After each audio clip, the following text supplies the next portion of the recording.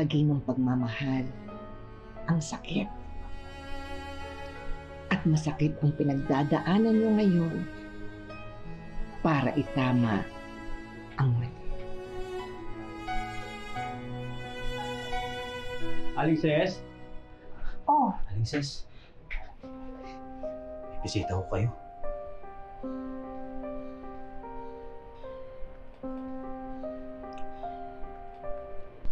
Lilet. Ma'am Patricia. Ano po ginagawa niyo dito? Tsaka bakit po kayo umiiyak? Lilet, alam ko pagkatapos ng lahat ng mga nagawa ko sa'yo, hindi mo na ako dapat pakinggan pa.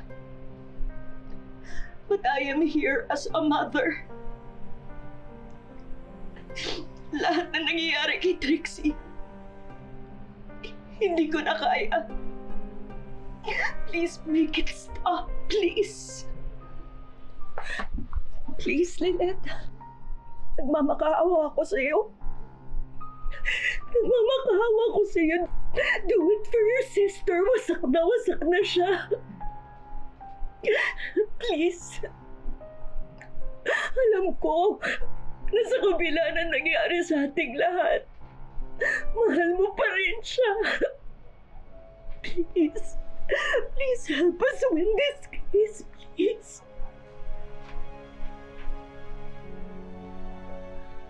I'm sorry po, ma'am, pero hindi ko po magagawa yun.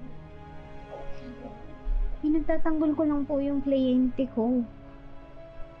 Kung gusto niyo naman pong matapos na to, pwede niyo naman pong iurong yung kaso eh. Iurong? What about Trixie? Pero ma'am, hindi po siya nagsasabi ng totoo. Hindi po pwedeng makulong ng isang inosenteng tao dahil lang sa paghihiganti niya. No! Ikaw, Lelat, ang naghihiganti! Lahat ng ito, parte ng paghihiganti mo sa aming lahat! Kaya nakakaya mo magsinungaling! At saktan si Trixie ng harap-harapan! Hindi po totoo yan. Stop lying! Sandali nga ho, Ma'am Patricia. Baka nakakalimutan nyo. Nandito kayo sa pamamahay ko. Hindi sinungaling si Lilet. Si Trixie ang sinungaling. Mga wala kayong utang na loob. Umalis na lang ho kayo. Kung magsusumbatan na lang tayo. Baka nakakalimutan nyo. Kayo ang maraming pagkakautang sa amin. Lalo na kay Lilet.